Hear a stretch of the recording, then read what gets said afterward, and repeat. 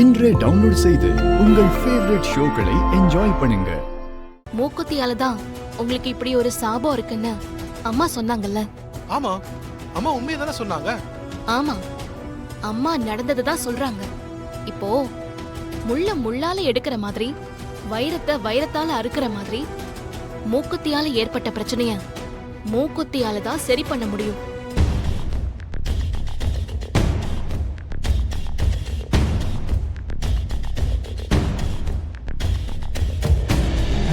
பத்மாமா, மீனாட்சி அம்மனோட மூக்குத்தியை கொண்டு போய் அம்மனுக்கு அணிவிச்சுட்டா கண்டிப்பா அம்மன் பழையபடி சக்தி உள்ளவளா மாறிடுவா.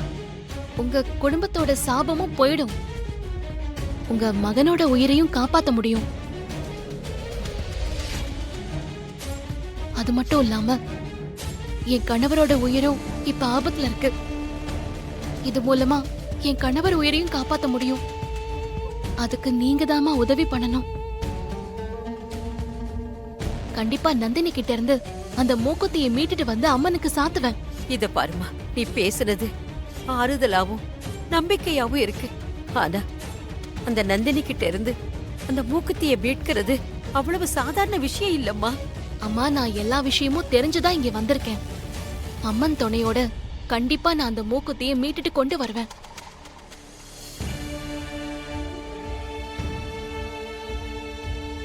இது வரைக்கும் எத்தனையோ பேர் அந்த மூக்குத்தியை மீட்கிறதுக்காக வந்து உயிரை விட்டுருக்காங்கம்மா.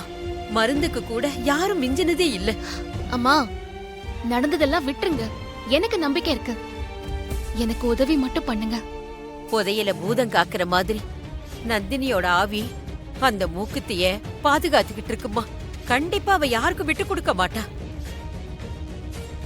அந்த வைர மூக்குத்தி மேல ஆசைப்பட்டு எத்தனையோ பேர் பலியா இருக்காங்கம்மா. இங்க பாரு, உன் நல்லதுக்காக தான் சொல்றேன்.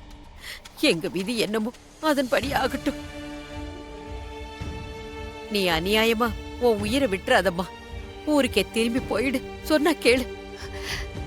இல்லம்மா, இல்ல, என் உயிரே போனாலும் பரவாயில்ல. கண்டிப்பா நான் நந்தினி கிட்ட இருந்து அந்த மூக்குத்தியை மீட்டு அம்மனுக்கு சாத்துவேன்.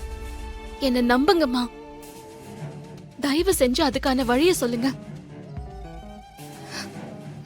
அம்மா, யோசிக்காதீங்க.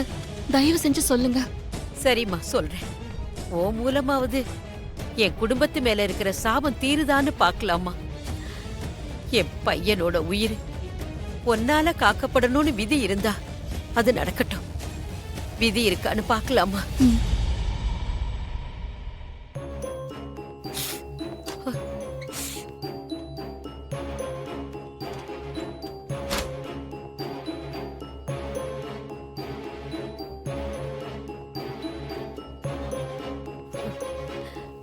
இந்த ஓலைச்சுவடியில தான் மூக்குத்தியை எடுக்க போற வழி இருக்கு.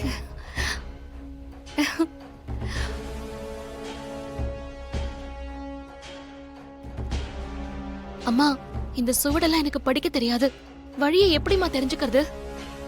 அப்ப ஒண்ணு பண்ணலாமா, இந்த சுவடி படிக்கிற சித்தர் ஒருத்தர் இருக்காரு.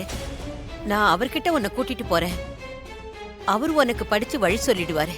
அப்ப என்ன உடனே அவர்கிட்ட கூட்டிட்டு போங்கம்மா. சரி வாமா. வா.